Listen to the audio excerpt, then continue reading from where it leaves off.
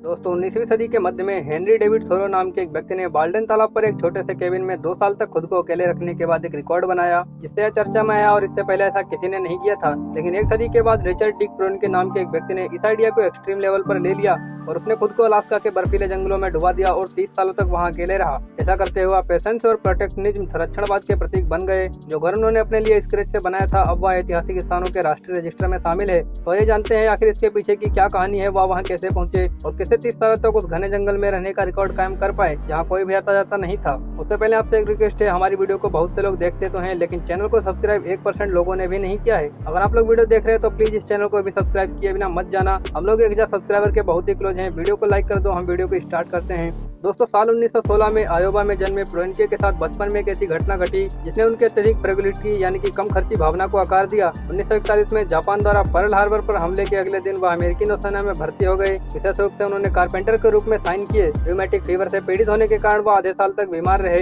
यह एक इस तरह का बुखार होता है जिसमें जोड़ों में दर्द और सूजन होती है। उन्हें 1945 में मेडिकल से छुट्टी दे दी गई। युद्ध के बाद उन्होंने डीजल मैकेनिक बनने के लिए प्रशिक्षण लिया और ओरेगन में भेड़ पालन का काम भी किया। उसके बाद वह अलास्का के कोडियाक द्वीप में नौसैनिक अड्डे पर एक हेवी उपकरण ऑपरेटर बन गया। 1962 में प्रोएनके का सामना उस क्षेत्र से हुआ जिसे अब Lake Clark National Park and Preserve कहा जाता है। इसकी जंगली सुंदरता ने प्रोएनके को मंत्रमुग्ध कर दिया। ट्विंस झीलें अलास्का रेंज के नेकोला पर्वत के बीच स्थित झीलों का एक शानदार बर्फीला प्लेस है। आसपास के क्षेत्र में खुला जंगल, जलाऊ लकड़ी और इमारत के लिए लट्ठों के साथ साथ लंबी पैदल हाइकिंग के लिए बहुत अच्छा प्लेस है। प्रोएनके के लिए यह क्षेत्र बचने के लिए एक परफेक्ट स्थान था। साल 1968 में 52 साल की उम्र में उन्हें एक दोस्त के माध्यम से समुद्र किनारे एक जगह मिली और उन्होंने केवल साधारण उपकरणों और ज्यादातर स्थानीय सामग्रियों और अपनी सरल बढ़ईगिरी का उपयोग करके एक छोटा सा 12 बाई 16 फीट का रिटायरमेंट केबिन बनाना शुरू किया। उसने स्प्रूस के पेड़ों को काटा और उन्हें अपने हाथों से इधर उधर करके घर बनाया। प्रोएनके ने एक कंबाइंड स्टोरेज, गैरेज और आउट हाउस का निर्माण भी किया। उन्होंने एक ट्राइपॉड पर लगे 16 mm मूवी कैमरे से अपने कंस्ट्रक्शन वर्क को रिकॉर्ड भी किया। रास्ते में उन्होंने स्थानीय वन्य जीवन पर डॉक्यूमेंट्रीज लिखी। बेशक उनके केबिन में कोई वाईफाई नहीं था, न ही वहाँ बिजली, लेकिन वहाँ का बहता पानी या आपात स्थिति के लिए टेलीफोन था।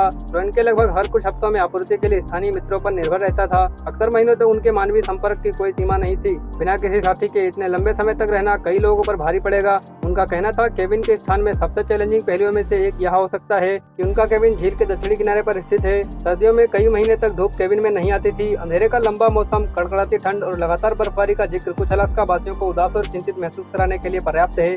वहीं एलन बेनेट लेक क्लार्क क्षेत्र में एक वन्यजीवी और मत्स्य पालन जीवी वैज्ञानिक थे जो प्रोएनके को व्यक्तिगत रूप से जानते थे और बाद में उनके फेमस केबिन में वॉलंटियर गाइड के रूप में काम किया। उन्होंने एक किताब भी लिखी जिसका नाम था Dick Proenneke reflections on a man in his wilderness. Alan Bennett कहते हैं कि 60 के दशक के उत्तरार्ध में डिक वास्तव में ट्विंस लेक में अधिकांश समय अकेला रहता था। बेहद खतरनाक सर्दियों के माहौल में उनका अस्तित्व लगभग पूरी तरह उनकी अपनी साधन संपन्नता और धैर्य पर निर्भर था। एक ऑब्सेसिव ऑब्जर्वर और डायरीकार प्रोएनके ने भी लिखा था कि वह अपने जीवन में इतना व्यस्त था कि कभी अकेला नहीं रहा। उन्होंने अपना अधिकांश समय मौसम, पर्यावरण और जानवरों के बारे में लिखने में बिताया, जिनमें से कुछ के साथ नियमित व्यवहार करके दोस्ती की। एलन बेनेट कहते हैं निष्क्रिय समय डिक प्रोएनके की शब्दावली में नहीं था।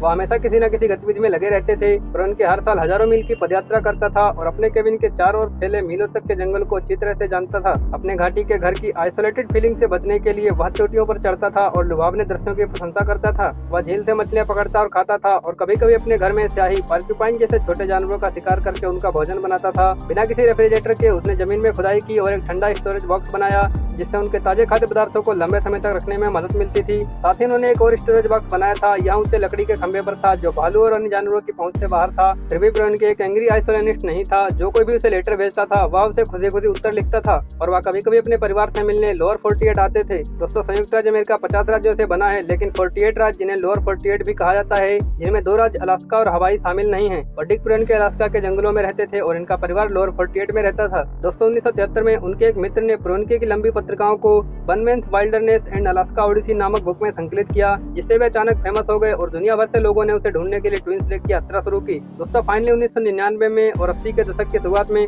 प्रोएनके अपनी एकांत जीवन शैली जारी रखने के लिए बहुत बुजुर्ग हो गए थे। वह कैलिफोर्निया में अपने भाई के साथ रहने के लिए लोअर 48 आ गए और 2003 में उनकी मृत्यु हो गई। दोस्तों उन्होंने अपना घर राष्ट्रीय उद्यान सेवा के लिए उपहार के रूप में छोड़ दिया। बहुत से लोग गर्मियों में Lake Clark National Park and Preserve में केबिन का दौरा करते हैं, लेकिन इस सड़क रहित क्षेत्र क्षेत्र में आपको या तो एक फ्लोट प्लेन किराए पर लेना होगा या पैदल यात्रा करनी होगी और शिविर लगाना होगा। इसे देखने के लिए आपको एक ऐसा परिदृश्य मिलेगा जो पिछले 50 या 60 वर्षों में बहुत बदल गया है। एलन बेनेट कहते हैं, जलवायु परिवर्तन के कारण आज ट्विंस लेक में सर्दियां अपेक्षाकृत हल्की हैं। आज बहुत से लोग अलास्का के दूर दराज जंगलों में साल भर रहते हैं, लेकिन उनके पास सभी सुविधाएं हैं जैसे इंटरनेट सेवा, सौर ऊर्जा और आपूर्ति के लिए निर्धारित फ्लोट विमान सेवा। इनमें कोई संदेह नहीं है कि प्रोनिके ने इन सबसे परहेज किया होगा। दोस्तों, प्रोनिके के बारे में जानकर हमें बहुत अजीब और इमोशनल फील होता है। एक बंदा जो कभी अकेला नहीं रहा, वो 30 सालों तक जंगलों में अकेला रहा। अब आप लोगों को इस वीडियो को लाइक करना है और चैनल को सब्सक्राइब कर लेना है और इस वीडियो को अपने फ्रेंड के साथ शेयर भी करना है।